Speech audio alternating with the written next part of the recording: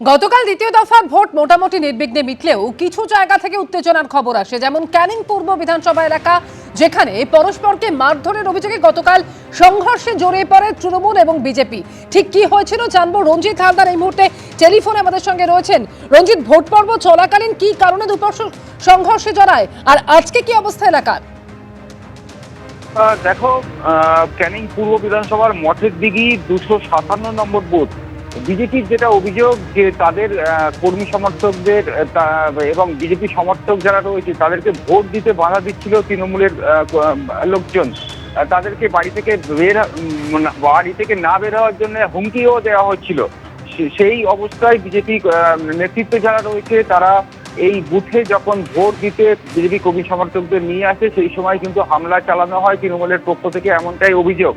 এই ঘটনায় মোট 5 জন আহত হয়েছে বিজেপি কর্মী সমর্থক।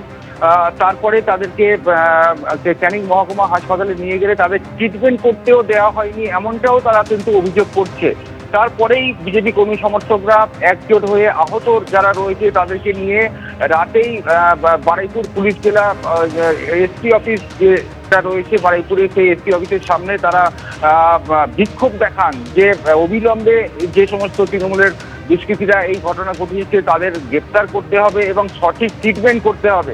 তার বেশ কিছুক্ষণ ধরে বিক্ষোভ চলে, বিজেপি কর্মী সমর্থকরা বিক্ষোভ দেখান, তারপরে পুলিশি আশ্বাসে কিন্তু সেই বিক্ষোভ উঠে যায়।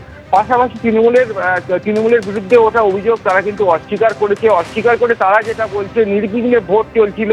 সেই সময় বিজেপি কর্মী সমর্থকরা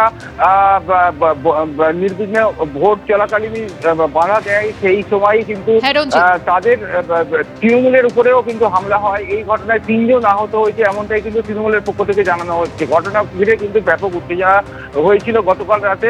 তারপর এখন কিন্তু ভোটের উপরে শান্তিপূর্ণ রয়েছে এই মঠের দিঘি এলাকা। ধন্যবাদ রঞ্জিত। ক্যানিং পূর্বে উত্তেজনার ছবি আপনারা দেখলেন, এরই পাশাপাশি আপনাদের দেখাবো নিউ আলিপুরে উত্তেজনা। সেখানে দুর্গাপুর কলোনি কেন্দ্রীয় বাহিনীর বিরুদ্ধে লাঠিচার্জের অভিযোগ উঠেছে।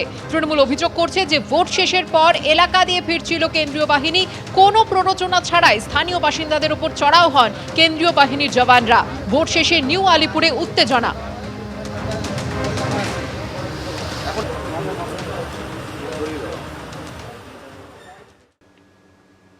কোনো বোমাবাজি নয়, খুনোখুনি নয়, রক্তপাত নয়, ভাঙর সাক্ষী থাকলো এক অন্য ভোটের।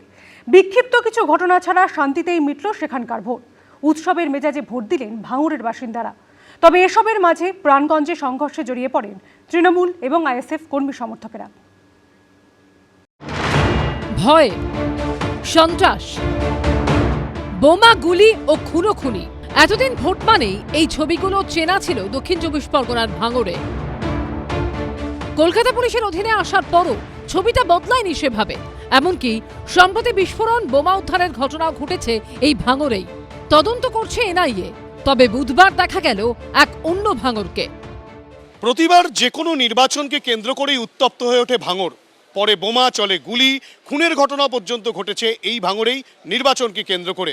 কিন্তু 2026-এর বিধানসভা নির্বাচনে সেই উত্তপ্ত ভাঙড় কিন্তু একেবারে শান্ত। একদম নিশ্চিন্তায় ভোট দিয়েছি, কোনো অসুবিধা নেই, খুব সুন্দরভাবে পরিচালনা করেছে। খুশি এবারে? হ্যাঁ, খুশি। নিজের মত প্রকাশ করতে, নিজের মতে ভোট দিয়েছি, কোনো অসুবিধা নেই।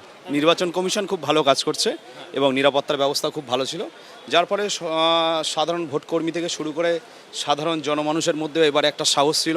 সবাই হাসি মুখে ভোট দিতে এসেছে এবং হাসি মুখে ভোট দিয়ে বেরিয়েও গেছেন, সবাই খুশি। তবে উৎসবের আমেজের মধ্যেও কিছু বিক্ষিপ্ত ঘটনা ঘটেছে। কখনো ক্ষোভের মুখে পড়লেন আইএসএফ প্রার্থী নওশাদ সিদ্দিকী, কখনো হাতাহাতিতে জড়ালেন তৃণমূল ও আইএসএফ এর কর্মী সমর্থকেরা। পরিস্থিতি সামাল দিতে লাঠি চালালো পুলিশ ও কেন্দ্রীয় বাহিনী। এদিন আইএসএফ প্রার্থী নওশাদ সিদ্দিকী প্রাণগঞ্জের দিঘিরপাড় এলাকায় 234 নম্বর বুথ পরিদর্শনে গেলে তাকে দেখে জয় বাংলা স্লোগান দেন তৃণমূলের কর্মী সমর্থকরা। এরপরই হাতাহাতিতে জড়িয়ে পড়ে দুই পক্ষ।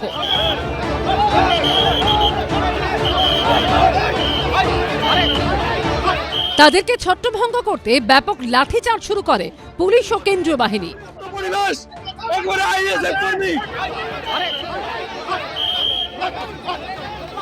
23 এদেরকে ভোট দিতে দেয়নি, 2024 এদেরকে ভোট দিতে দেয়নি, 26-এ সুযোগ পেয়েছে। অ্যাকচুয়াল ভাঙড় এটাই, বোম গুলি পিস্তলকে চাই না।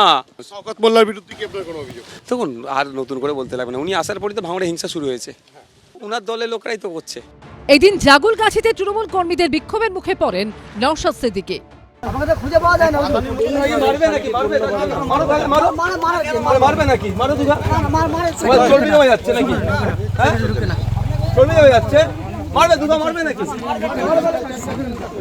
শান্তিপূর্ণ ভোট হচ্ছে, শান্তিপূর্ণ ভোট হচ্ছে, ফাঁকা হচ্ছে।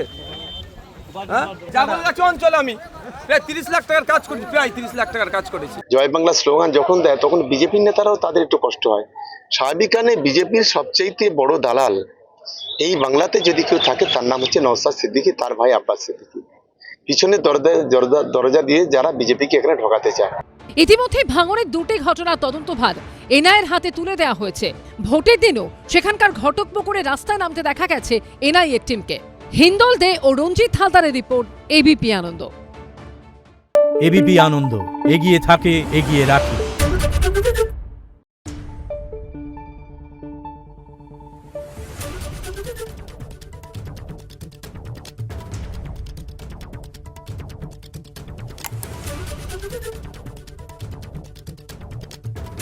Thank you.